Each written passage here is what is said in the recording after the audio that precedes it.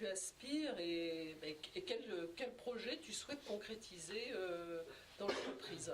Alors par rapport à ça, c'est vrai que, bon, effectivement, on a le diplôme à un moment donné, mais l'évolution n'est pas forcément uniquement au moment du diplôme. C'est-à-dire que aussi, pour tous ceux qui sont là, il faut dire que on ne va pas simplement vous laisser sur un poste qui potentiellement de comptable ou d'assistant, etc., le temps de passer le diplôme. Vous allez commencer à évoluer éventuellement avant le diplôme. Hein, c'est-à-dire que dès lors que vous êtes dans la filière, dès lors que vous allez arriver au DSCG, vous allez être reconnu aussi par rapport aux qualités que vous avez, par rapport aux compétences que vous allez mettre en œuvre. Je dirais que le fait de faire partie de l'école et d'être dans le diplôme, ça va vous permettre aussi de vous faire connaître et donc de commencer à évoluer.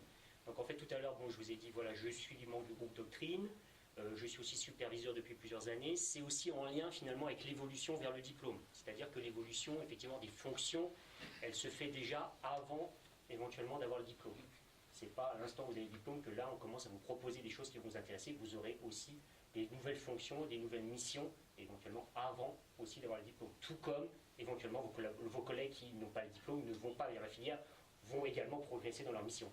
Mais c'est vrai qu'effectivement, là aujourd'hui, par rapport au poste que j'occupe, j'ai déjà des missions effectivement qui m'intéressent particulièrement, comme notamment référent doctrine, puisque à la base, effectivement, je me suis lancé dans le diplôme plutôt par rapport à l'aspect technique et au côté effectivement approfondissement des compétences techniques, plus que par rapport à l'aspect éventuellement management, qui est aussi quelque part une partie du métier d'expert comptable. Vous êtes expert comptable, effectivement, on va vous former à respecter les normes, la déontologie, et on va vous former aussi au niveau compétences techniques, mais également il y a une dimension management dans les formations de l'ordre, puisque demain, on veut avoir des gens qui sont en capacité d'encadrer des équipes.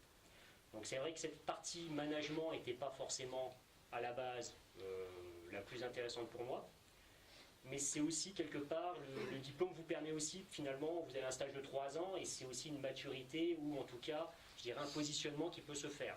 Donc, et aussi, j'ai bénéficié quelque part du soutien, ou en tout cas de l'insistance de Thierry Tulou, mon directeur d'agence, qui, lui, effectivement, avait l'envie que j'aille vers le management et a essayé, effectivement, de m'y intéresser davantage au fil du temps, en faisant participer au COPIL, non pas juste sur la partie référent, mais sur l'intégralité du COPIL, pour me montrer, effectivement, comment ça se passait au niveau des managers d'équipe, et en travaillant, effectivement, de plus en plus en étroite collaboration avec lui. Donc, c'est vrai qu'aujourd'hui, avec le diplôme, je dirais que l'étape logique, effectivement, pour moi, ça va être d'aller à terme vers un poste de manager d'équipe, en complément d'autres missions que je fais. Alors effectivement, je suis assez dispersé, donc il faudra à un moment donné que je choisisse ce qui m'intéressera le plus dans toutes ces missions-là. Mais effectivement, c'est l'étape logique d'aller vers le management d'équipe, parce que ça fait également partie du métier d'expert comptable, je dirais, autant que les compétences techniques qu'on peut mettre en œuvre au quotidien.